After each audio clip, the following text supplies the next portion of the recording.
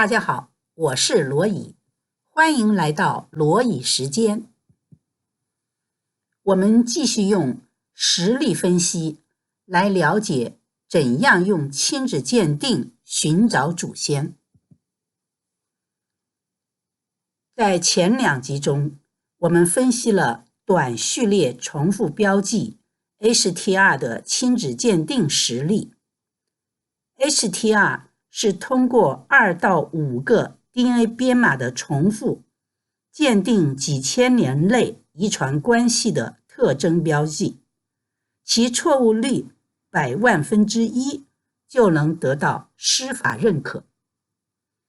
我们下面要介绍扩展的亲子鉴定，用 DNA 编码长序列标记或突变标记，可以做我们的原祖甚至始祖的亲缘鉴定，其错误率是10亿分之1，远远要小于一般的亲子鉴定。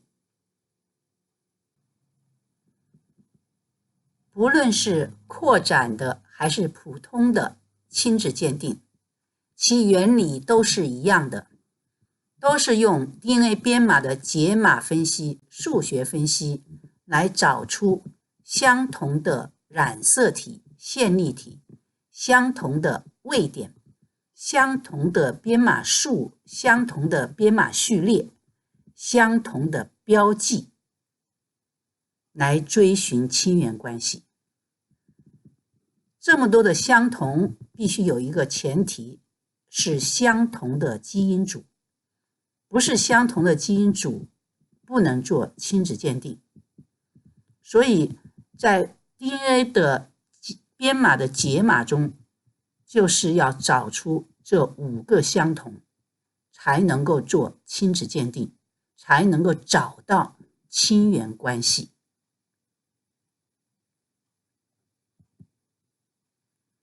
我们下面要来看线粒体 DNA 亲子鉴定寻找祖先。那我们先还是要来看我们的细胞，因为我们知道我们人体是由40到60万亿细胞构成的，而每一个细胞，几乎每一个细胞中都有我们的染色体和线粒体。我们看这个细胞图，这是一个放大的细胞。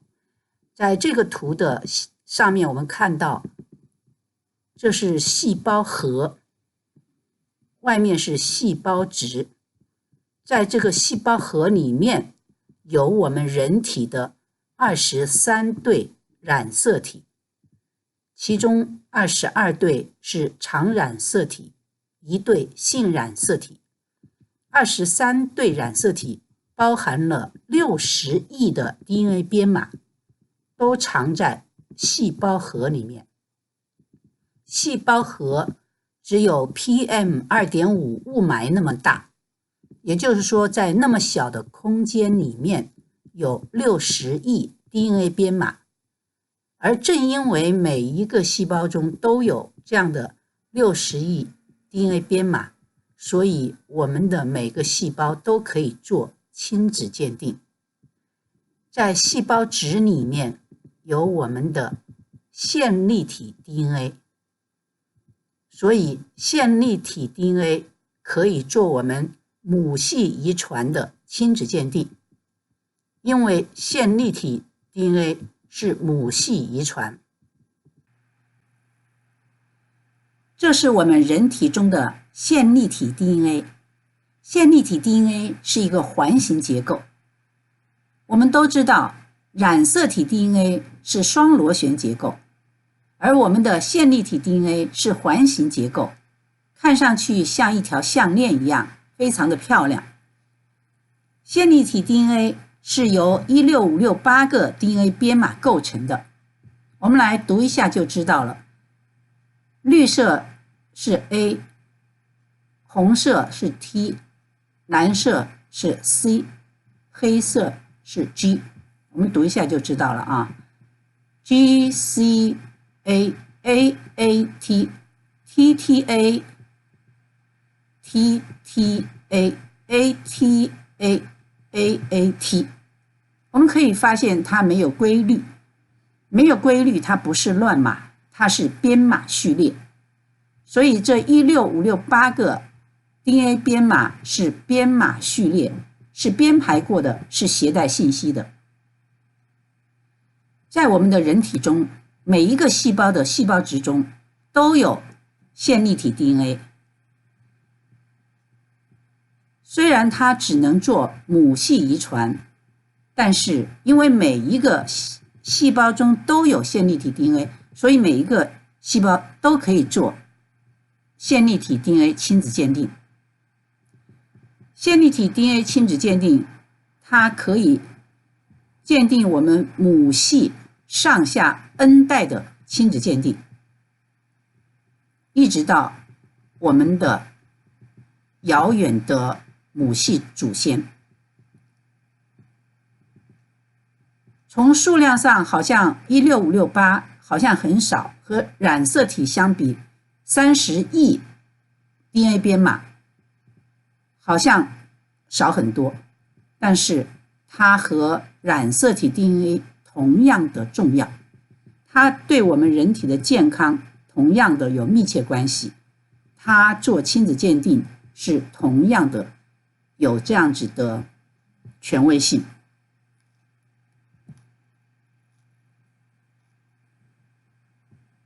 我们来看扩展的亲子鉴定夏娃理论。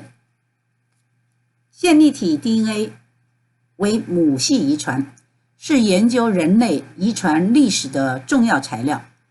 它和 Y 染色体同样是分子人类学的主要研究物件，也是母系关系鉴定和法医鉴定的重要参考材料。夏娃理论的依据仍然是编码和数学，因为所有的亲子鉴定，不管是扩展的还是普通的亲子鉴定，都是从编码的解码和数学分析来寻找亲缘关系。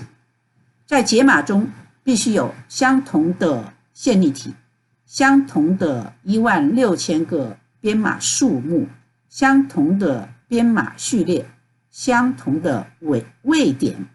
位点很重要，比如说在这个地方是 A， 那么相同的一定都是 A， 相同的是 T， 那么一定大家相同的都是 T， 所以相同位点非常重要。相同的标记，因为你有最后你相同的序列就一定有相同的标记。当然相同的基因组是必须的前提，因为你没有相同的基因组，你是不可能找到相同的线粒体 DNA 的。也就是说，我们人体中的线粒体 DNA 绝对和黑猩猩的线粒体 DNA 是不一样的。我们来看线粒体夏娃理论的由来。线粒体夏娃理论是1987年美国 Berkeley 分校的威尔逊教授带领的科学团队在《自然》杂志发表的论文，其核心结论是，遗传研究表明20万年前的一个非洲妇女是我们共同的祖先。夏娃理论的依据仍然是编码和数学。编码的解码显示，在线粒体16568个 DNA 编码上，至少有16000个 DNA 编码序列及位点，全人类是相同的。数学计算的分析显示，16000个相同编码数和序列绝对不可能随机产生，只能来自原个体，一个非洲的妇女。这就是夏娃理论的由来。我们再来看 Y 染色体亚当理论的由来。亚当理论是1995年道瑞特等3位科学家在《科学》杂志发表的论文。论文的核心是，位于 Y 染色体 ZFY 基因区内的729个 DNA 编码序列的遗传标记表明，人类有一位共同的男性祖先 Y 染色体亚当，这就是亚当理论的由来。我们先来看一下这个编码树图，这个是美国基因银行发布的人类基因组的 DNA 编码数据。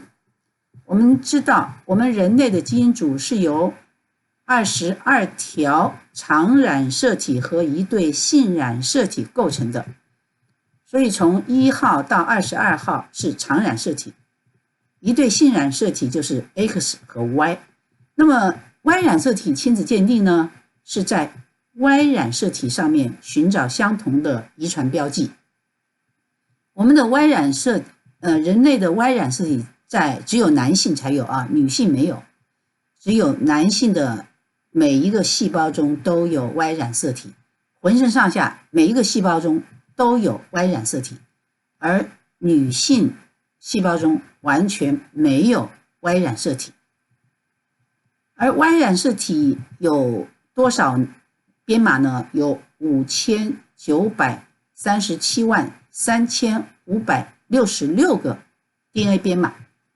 那么在一段编码，也就是说在 Y 染色体的有一段编码是在 ZFY 基因区内的有一段729个编码序列，在全世界每一个男性的身体中都有这729个编码，而且是完全相同的，位点相同，编码相同，编码序列相同，所以完全是一样的。所以这个我们说过的，这还是亲子鉴定的范围，还是编码的解码和数学的分析。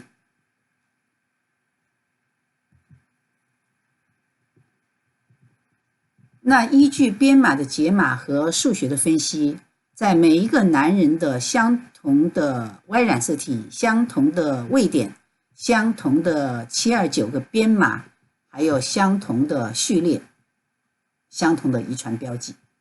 那数学显示呢，729个相同的编码序列，它是不可能随机产生的，所以所有的男性里面的这729个编码一定都是来自唯一的一个原个体，最早的一个原个体。所以这位共同的男性祖先呢，就是 Y 染色体亚当。我们看这个编码啊，这就是729个编码。729个编码在每一个男人的 Y 染色体的相同的位置，就相同的区类、相同的位点、相同的729个数目、相同的序列，都是一样的。把这729个编码看作是一个遗传标记，所以也把它叫做亚当标记。也就是说，每一个男人的身体中都有这样一个亚当标记，那么就都是来自 Y 染色体亚当的。因为我们前面讲过的30个相同的编码，如果是两组，就一定是 copy 而来，就不可能随机产生。所以729个编码一定是 copy 而来，不会是随机自然产生的。这就是 Y 染色体亚当理论的由来。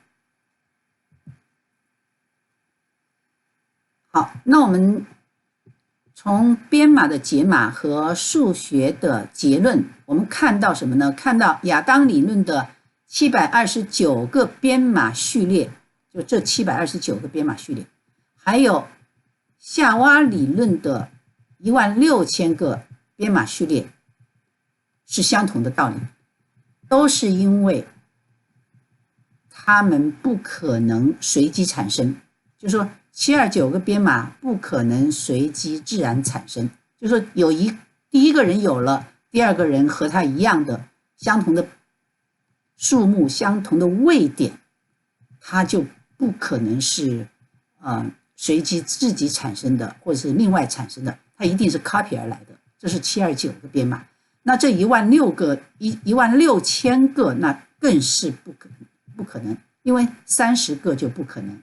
那么这样的数据当然都是不可能的。所以他们两个理论的原理其实都是相同的，都是和亲子鉴定相同的原理。所以在我们的人体当中是非常奇妙的，就是说居然有这样的密码标记存在着，它是一个存在，只是说现在人才看见才发现。这一位老祖父长什么样？分子人类学家威尔斯是这样描述的，他说，从上面的线索中，我们先祖的形象慢慢浮现出来。如果他穿着西装，在火车上坐在你对面的话，你是不会认出他来的。什么意思？他和我们长得是基本上没有什么差别的，你不可能认出说，哎，这是最早的一个祖先，他的样子像猩猩或者像猴子吗？不会，和我们一样。为什么？因为他的编码和我们相同。我们说过的，什么样的编码就编出什么样的形体，它的编码是相同的，就不可能编出不一样的形体来。所以威尔斯教授敢这么说，或者说他敢描述这个老祖父的样子，就是凭着有相同的编码。不然的话，就像之前所描述的，我们人长得最早的人呢是什么慢慢才站起来，然后很奇怪的样子，像什么像猩猩也好，像什么也好，那完全没有根据的，完全没有根据的，这个是没办法的。你是编码里面看到的，编码是数据，是数学，是编码的解码看到的，是从我们身体看到的，这个是没有办法否定的事情。请看小节。